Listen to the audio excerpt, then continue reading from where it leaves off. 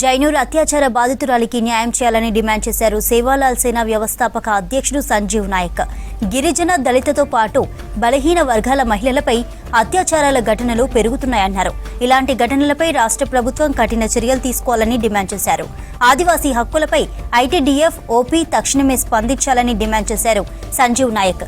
దుండగుడి చేతిలో తీవ్రంగా గాయపడి సికింద్రాబాద్ గాంధీ హాస్పిటల్లో చికిత్స పొందుతున్న ఆదివాసీ బాధితురాలిని పరామర్శించారు సేవాలాల్ సేనా నాయకులు.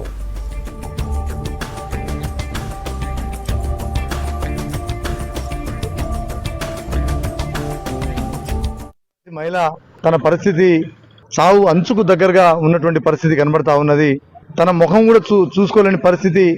మనం చూస్తానికి పోయినా ఒక మానవతావాదులు ఎవరున్నా కానీ అసలు బాధాతత్వ హృదయం చెప్పుకోవడానికి కూడా వీల్లేని పరిస్థితుల్లో నీలాబాయి ఉన్నటువంటి పరిస్థితి ఉన్నది.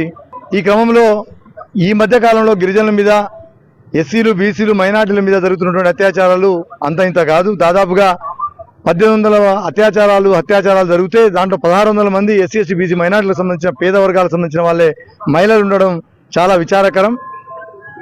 ఈ సంఘటన జరగడానికి కారకులైనటువంటి వాళ్ళను సరైన సమయంలో స్పందించకపోవడం ప్రభుత్వం చేసిన వైఫల్యంగా మేము భావిస్తా ఉన్నాం. ఇవాళ జైనూరు, ఉట్నూరు, ఇంద్రవెల్లి, ఖానాపూర్ ఈ ప్రాంతాల్లో అతలాకుతలమైనటువంటి పరిస్థితి. మమ్మల్ని రక్షించే బాధ్యత ఈ ప్రభుత్వాల మీద ఉంది, కాపాడాల్సిన బాధ్యత గవర్నర్ గారి మీద, ఐటీడీఎఫ్ పీఓల మీద ఉందని సందర్భంగా మేము విజ్ఞప్తి చేస్తూ యావత్ సమాజం మొత్తం